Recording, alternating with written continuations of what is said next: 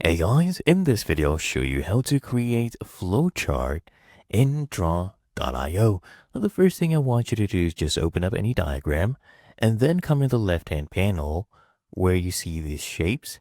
Click here on more shapes and then click on this check mark for flowchart.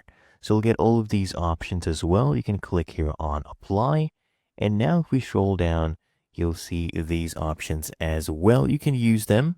Okay, so you just bring in, any shape, and you can bring in another shape as well. And if you want to connect to these, all you have to do is click on one of them.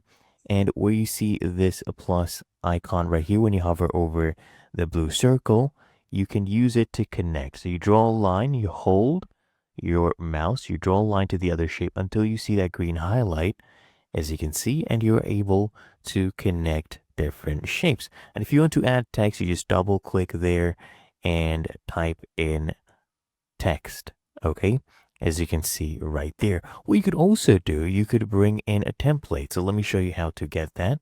So come to the top, click on arrange and hover over insert, and then click here on template. And as you can see right here, we have different flowchart templates. You can pick one out that you like. Let's say this one right here. Click on insert, and you can easily edit any of these right here.